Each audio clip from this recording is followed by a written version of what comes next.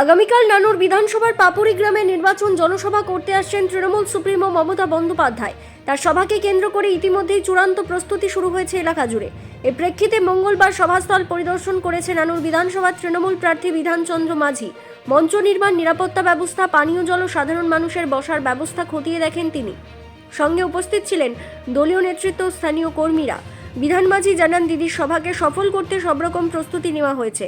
বিপুল জনসমাগম হবে বলেই আমরা আশাবাদী। সভাকে কেন্দ্র করে এলাকায় বাড়তি পুলিশ মোতায়েনের পরিকল্পনাও নেওয়া হয়েছে বলে সূত্রের খবর। তৃণমূল কর্মীদের মধ্যে ইতিমধ্যে উৎসাহ চোখে পড়ার মতো। আগামীকালের এই জনসভা যে নির্বাচনী লড়াইয়ে গুরুত্বপূর্ণ প্রভাব ফেলতে পারে তা নিয়ে যথেষ্ট আশাবাদী শাসক দল। আগামীকাল আমাদের জননেত্রী এখানে আসছেন। কালকে এখানে যে জনসভা উনি করবেন সকাল 11টার সময় উনি এখানে পৌঁছাবেন। আমাদের এখানে দেখছেন আপনারা মাঠের কাজ প্রায় 80% কাজ আমাদের হয়ে গেছে। মাঠের যেগুলো আছে পানীয় জলের ব্যবস্থা, পার্কিংয়ের ব্যবস্থা, যে লোকগুলো ট্রান্সপোর্ট বাসের মাধ্যমে আসবে সেগুলোর ব্যবস্থা আমাদের প্রায় সব কমপ্লিট। উনি এলেই কাল বক্তব্য দেবেন। উনি কি বার্তা দিচ্ছেন সেটা শোনার জন্য শুধু আমরা অপেক্ষায় আছি। কত কর্মী সমর্থক থাকবে বলে মনে হচ্ছে? কর্মী সমর্থক এই মাঠে আমি আগেও বলেছি, আপনারাও দেখেছেন 2024 সালে এই মাঠেই আমাদের যুবরাজ অভিষেক ব্যানার্জি উনি এখানে সভা করেছিলেন। সেই সভাতে আনুমানিক 70 থেকে 80 হাজার লোক হয়েছিল। তো এবছর তার থেকে মনে হয় বাড়বে। আমরা মনে করছি 70 থেকে 80 হাজার লোক হবে। কর্মীরা যারা আসবেন তারা মমতা বন্দ্যোপাধ্যায় কী বার্তা নিয়ে যাবেন প্রচারের? উনি যেই বার্তায় দেবেন, দেখুন 365 দিন আমরা মানুষের পাশে থাকি, তো মানুষের হয়ে কাজ করি। উনি যে বার্তা দেন সেই বার্তা নিয়ে আমরা চলার চেষ্টা করি। কালকেও উনি আসবেন, উনি যে বার্তা দেবেন সেই বার্তা নিয়ে আমরা চলার চেষ্টা করব। যিনি প্রার্থী দাঁড়িয়েছেন কতটা আশাবাদী জেতার পক্ষে? প্রার্থী এখনই বললো, আপনারা দেখলেন আশাবাদী। আমরা তো 365 দিন মানুষের হয়ে কাজ করি। আমরা জানি যে আমাদের কীরকম কী হবে।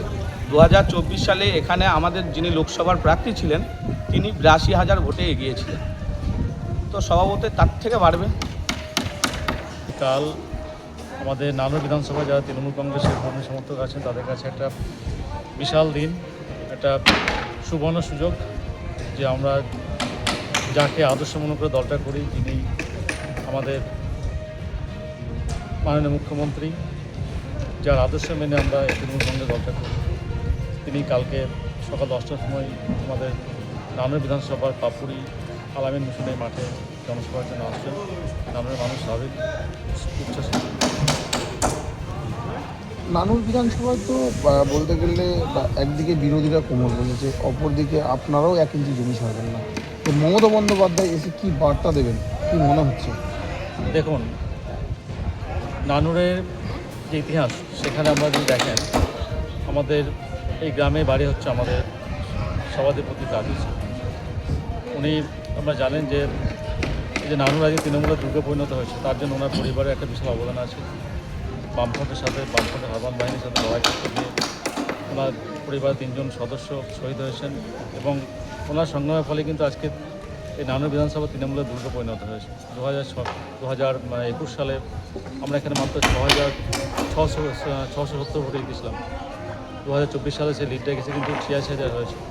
আশা করছি যে আগামী যে 2026 বিধানসভা নির্বাচন, সেখানে আমরা লক্ষাধিক ভোটে তৃণমূল কংগ্রেস বিরোধীকে পিছিয়ে রাখবে। আমার সঙ্গে আমাদের যুব সভাপতি এখন সংগঠনটা নিজে দেখছেন এবং এই যে আজ কালকের অনুষ্ঠান, সেই অনুষ্ঠানের সম্পূর্ণ দায়িত্বে আছে আমাদের ভাই হুমায়ুন।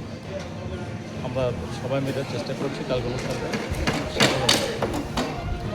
দাদা, সভাধিপতি তো হাসন কেন্দ্রের তিনি প্রাপ্তি, বিধানসভাতে কি কোনো ইফেক্ট হবে মনে করছেন? প্রচারের ক্ষেত্রে কোনো কি খামতি হচ্ছে? দেখুন, আমরা দল করে মমতা বন্দ্যোপাধ্যায় থেকে অভিষেক বন্দ্যোপাধ্যায় দেখি, হয়তো তিনি হাসন কেন্দ্রে বাস পাত, কিন্তু মনে রাখবেন সে একই রকম। যেমন ধরুন মমতা বন্দ্যোপাধ্যায় ভবানীপুরের প্রার্থী, কিন্তু তিনি সারা রাজ্যে প্রচার করে রাখবেন, সে একই রকম। ওনার বাড়ি নানুর, নানুরের সংগঠন তিনি নিজে হাতে সাজিয়েছেন। নানুর প্রত্যেকটা মানুষকে তিনি হাতে তালুর মতো চেনেন।